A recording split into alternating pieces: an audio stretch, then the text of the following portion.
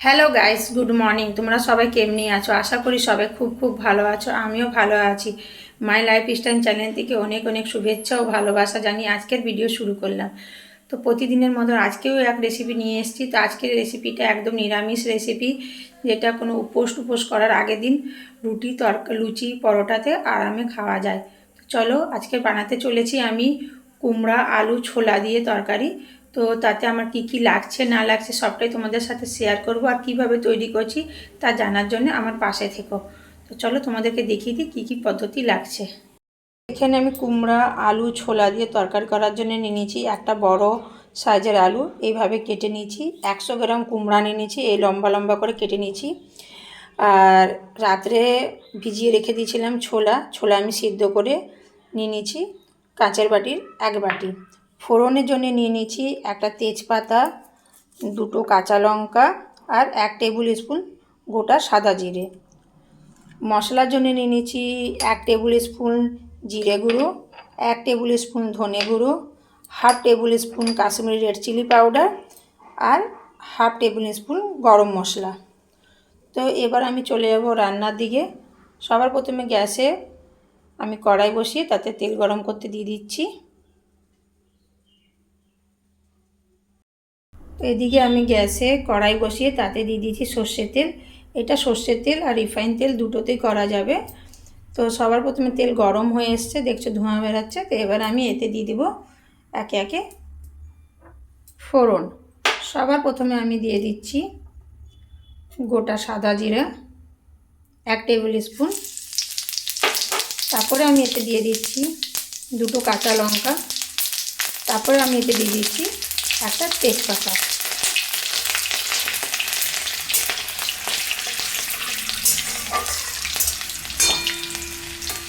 তারপরে আমি এখানে দিয়ে দিব কেটে রাখা আলু, কারণ আলুটা একটু শক্ত হয় তাই জন্য আলুটা আগে দিচ্ছি। তা আলুটাকে আমি কিছুক্ষণ ভেজে নিব। তারপরে আমি এতে দিয়ে দিব কেটে রাখা কুমড়া। গোটা 3-4 মিনিট ভেজে নেবার পরে আমি এতে কুমড়া দিয়ে দেবো।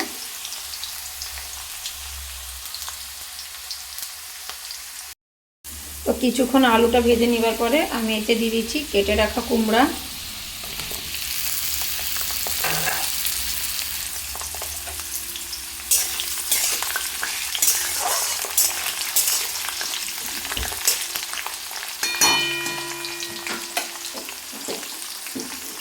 কুমড়াটা ভাজা হতে হতে আমি এখানে গরম মশলাটা বাদ দিয়ে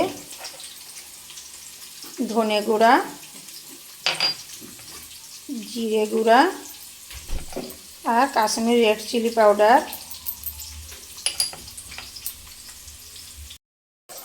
হলুদ গুঁড়া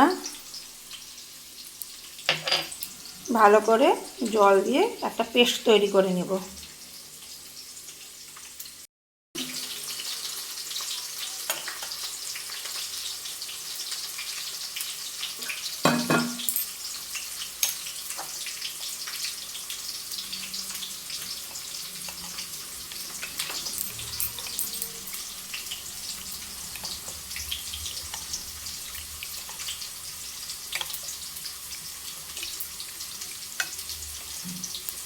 তো কুমড়াটা কিছুক্ষণ ভেজে নেবার পরে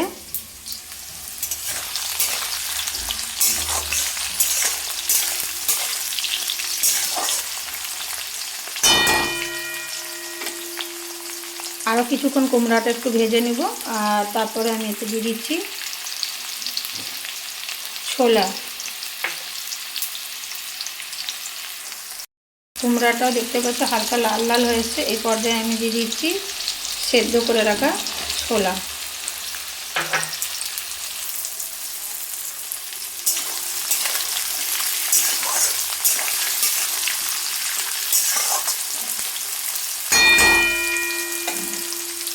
ছোলা দেওয়ার পরে আমি এখানে দিয়ে দিচ্ছি পেস্ট করে রাখা মশলা।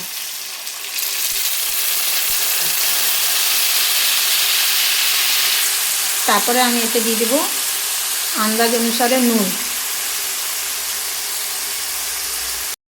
তারপরে আমি এখানে দিয়ে দেবো আন্দাজ অনুসারে নুন। নুনটা সবাই যে যার আন্দাজ অনুসারে দিবে। নুন দিয়েও কিছুক্ষণ নাড়াচাড়া করব। তারপরে এখানে আমি দিয়ে দেবো একটা মিডিয়াম সাইজের টমেটোর কুচিয়ে।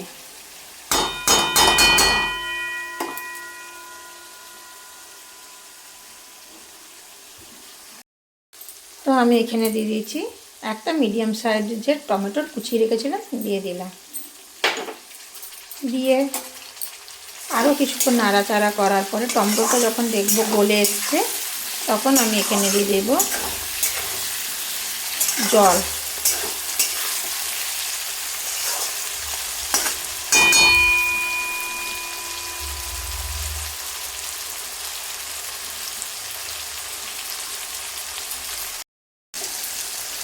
এখানে আলু, কুমড়ো, ছোলা আর মশলা সব ভালোভাবেই ভাজা হয়ে গেছে।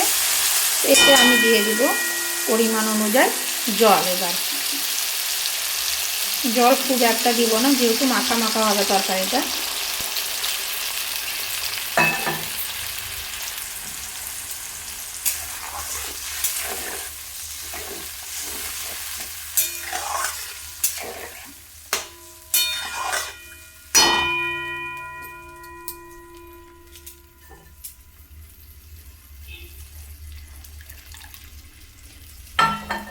তো ঝোলটা ভালো করে ফুটে আসলে আর একটু কম হয়ে গেলে আমি এতে গরম মশলা আর স্বাদ অনুযায়ী একটুখানি অল্প মিষ্টি দিয়ে তারপরে নামাবো।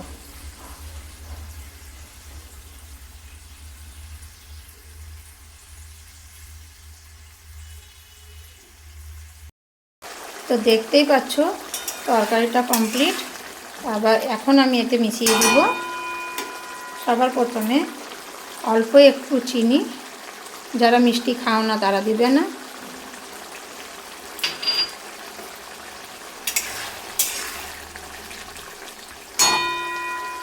তারপরে এতে দিয়ে দিচ্ছি গুঁড়া গরম মশলা 1 টেবিল স্পুন।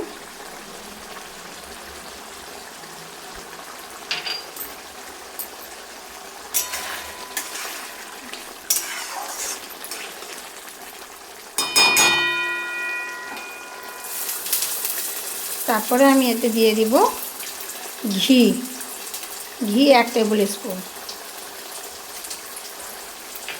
ঘি দিয়ে আমি নাড়াচাড়া করে গ্যাসটাকে অফ করে দেব।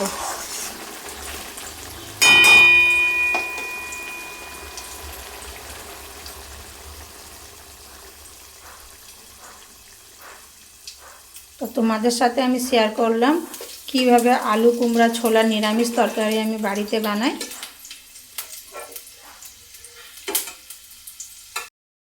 আর গ্যাসটা বন্ধ করে আমি এতে দিয়ে দিচ্ছি কুচিয়ে রাখা ধনিয়া পাতা। ধনিয়া পাতাটা যারা খাও তারা দিবে, আর যারা খাও না তারা দিবে না।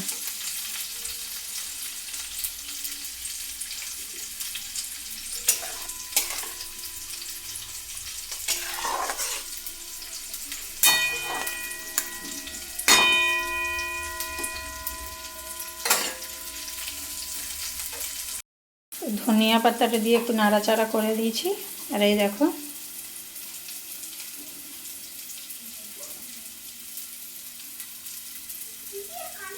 তো তোমাদের সাথে আমি শেয়ার করলাম কিভাবে ঘরে কুমড়ো আলু ছোলার তরকারি করে থাকি।